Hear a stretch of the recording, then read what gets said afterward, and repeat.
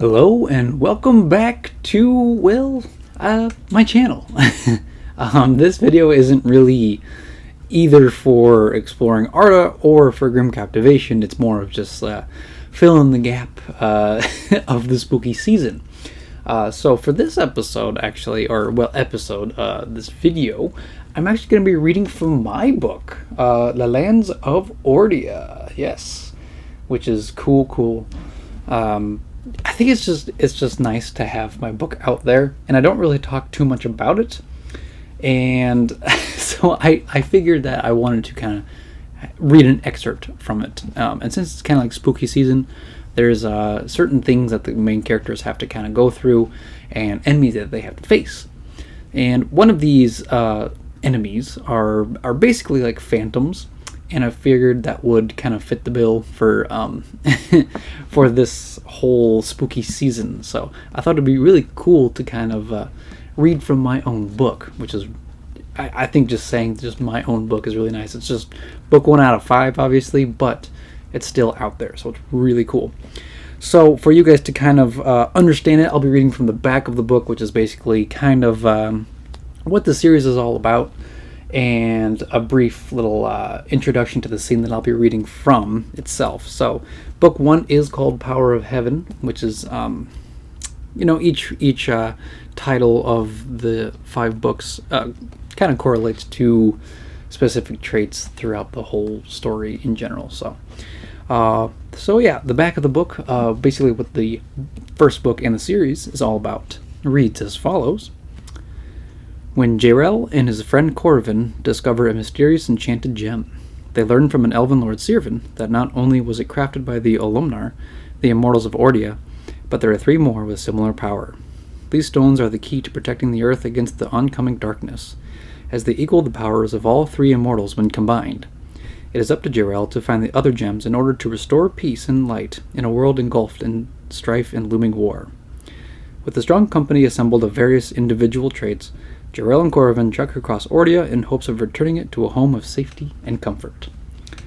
So that's kind of, in general, especially what the first book is all about, kind of like introductions and whatnot, especially when it comes to like the villains and enemies that they have to face. So what I'll be reading from here is from chapter 3, called Telshin. Telshin is a location in the world that I've created, which is also included, see if I can keep my place here, it's included in the book itself. You guys can't really see it because of the glare here, but I made my own little map here, which you guys can see if you guys ever decide to purchase the book, which I would greatly appreciate because that would mean a lot to me. So chapter 3 is in Telshin, which is an abandoned hill, an abandoned fortress, and it's in the middle of the night here in the scene. Jarel and Corvin are considered, the main characters. Jarel is the main character, but Corvin kind of comes with him, no matter where he goes. And there is a warrior called Tyrden, and he's kind of like what you would call like a ranger. So in a way, he's kind of like Aragorn, but with a different spin to him. He's kind of like a wandering warrior, so to speak, is Tyrden. And so he's with Jarel and Corvin on top of this hill in Telshin. So, and that kind of like sets up the scene a little bit. It's also in the middle of the night, so it's always spooky when things are in the middle of the night. And I think without any other further interruptions, I'll get to it here. Something happened then that neither Jarel nor Tyrden expected. A loud, clear horn ran sharply through the haunting air, piercing the darkness as if some spell had lifted its curse. One single note rose high and low, and then again until it was forcibly halted, most likely by one of the Duun. Tyrden's head jolted back and forth to find its source, like he knew exactly who or what had sounded it. Desperation filled his exhausted face, and the color of his skin turned to a cold gray. There was a moment of hesitation until he darted back up the stairs to join the stranger at the top level, bringing with him the remainder of his enemies. Corvin had stopped in his tracks below the ruins, with Jarel directly behind him, cautious in choosing his decision. Once he heard the shrill sounds of the Duun and the clanking of steel on steel, the gnome rushed out to where the horses were rearing wildly in their reins, more frightened than their riders. anxious to spring out at full speed. But when Jarrell stepped into the cold night breeze, an unknown fourth Voldoon was upon him in an instant, causing the half-breed to tumble to the ground, his sword clambering to the broken tiles. The phantom floated above him as his body weakened in an instant, and was captured under its dark curse. He was immobile and petrified by its aura and daunting presence. Its cloak seemed to twist and turn about its vile, freezing body, while the fog thickened around itself and Jarrell.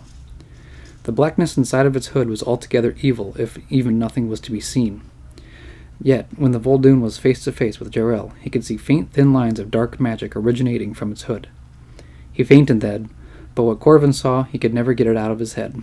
A bright blue stream of mist came out of Jarrell's mouth, as if his very spirit flowed like a slow current in a river. His jaws opened unnaturally as he was forced to open, and his body was shaking as if he was in a seizure. The once healthy skin of the half-breed turned to an icy cold surface, and his fingers froze into place, curled and unmoving. The shining spirited stream drifted slowly through the air, corresponding with strange silver lines originating from within the phantom's hood, where a faint inhaling breath could be seen and heard by the gnome. But what was inside the hood now was what Corvin could not forget. Inside the voided hood was a pale head, though the only feature it had was a cracked mouth, and when it opened, it unhinged in an unnatural way, parting its lips, bearing jagged teeth riddled in dark blood and decaying brown rot. A poisonous liquid dripped from the top row, drooling down its barely visible chin, which was a deathly white. The longer it inhaled, sounding like someone being mercilessly choked, the bigger its mouth seemed to open, a hopeless void where life went to die. Inside its mouth was a faint glow of silver light, and when Jarrell's blue stream came nearer to it, the brighter the light would grow. With its skeletal hands, the Voldoon began to reach out to Jarrell, specifically to his pocket, but kept his attention on draining the very essence out of the half-breed. Time and time again, Corvin heard the constant inhaling made by the Voldoon, and he was stricken there in his stance, as he gazed upon the phantom with an awestruck horror. In a dazed trance, Jarrell had absolutely no control over his body or his mind. He could feel his memories become twisted, filled with false lies. The phantom's ruling and dominion was so powerful for Jarrell that he began to believe them. He saw himself lesser, more than he had felt now, and he saw himself struggling under a decaying hand stretching out over him. He was alone in an empty field, surrounded by gray and withering grass, while the clouds above rained in sorrow.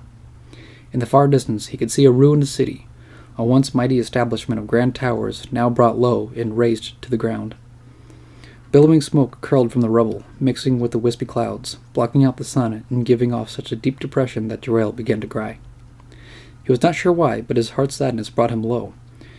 He was nothing and could do nothing. If he had been chosen for this task, he would have already failed, and the ruling of evil was his fault. He dropped to his knees as he covered his face in shame, until he lay spread out in the coarse, dry dirt. Defeated, he waited for death's messenger to come his way. A great pain suddenly shifted from his neck to his head until it was pounding like a drum. Then from all around him came a chilling, whispering voice that echoed, "I have found you. I have found you. I have." But it was abruptly interrupted as Corvin came charging in, driving his sword straight through the Voldoon's hood, making it yell out in what sounded like pain. But coming from an apparition such as this, neither Corvin nor Jarrell knew if it was wounded from a simple steel weapon, or angered about its enchanting curse being broken. It did the trick, though, as the Voldoon toppled backward, through one of the thick columns. Corvin helped Jarrell to his feet, and in a boggled hurry, they untied Himblecorn, and in a few seconds they were off on the road again, in a terrified pursuit. And I'll do a little bit of a, I wouldn't say like a break, but that's kind of like a little introduction, so to speak, of what the Voldoon are kind of all about. I only wanted to read from that specific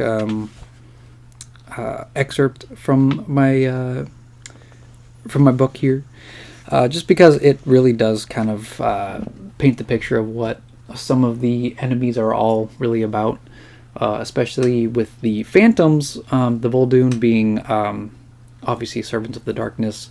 They portray kind of like the deceit and the lies, and really they're after just like innocent victims, basically draining the life out of like defenseless or weakened targets. Obviously, when it came to the part where it's like, oh, the Voldoon focused on Jeriel's pocket, it's because inside the pocket was one of the gems that you guys can see from on top of here, which is basically what the series is all about. Obviously, the gems. If you guys recall from me reading from the back of the book, the Voldoon are a very vicious set of enemies that are very, very hard to defeat because they are apparitions, they are phantoms, and there's like only specific ways to defeat them. So obviously, as they chase Jeriel and Corvin, literally like throughout Ordia trying to retrieve the gems, they obviously pose threats time and time again. So just hopefully you guys enjoyed my little my little reading from my book.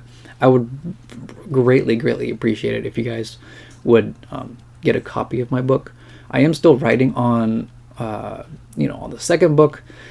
It's taken a little longer just because a lot of my projects now are very time consuming. So once the spooky season, once October is kind of over, I'll be making, I would say, like less videos and kind of focusing more on my book, because it has been more than a year since the first book was published, so I kind of want to get back into the swing of things with my own fantasy world. So kind of talking about it makes me want to write in it a lot more. But yeah, also I hope you guys enjoyed my readings for Grim Captivation of Hansel and Gretel, and also the Telltale Heart. I really enjoy the Telltale Heart. It's one of my favorite horror. It is a horror story, but like a short story. I was considering reading The Legend of Sleepy Hollow, but it's kind of like a longer story, so to speak. It would take over an hour probably to read, and I'm also having a big project up ahead, so maybe I'll do that next year. We'll see.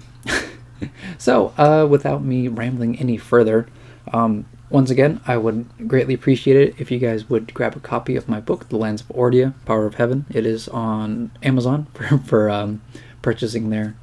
So then you guys kind of know what it's all about, and delve into the rich history and the lore of the world that I've been creating for years now. So, and many more years to come. So, hopefully you guys enjoyed it. If you guys want to let me know down in the comments how well I describe my phantoms, my ghostly apparitions as a threat, I would love to hear it. And if there's anything that I can work on, also let me know. So, if you guys also want to suggest any other new, fresh ideas, also, I would love to hear about it. So, now, no more rambling. End of the video. There's really no closing that I have, so I'll just see you guys in another episode. Bye.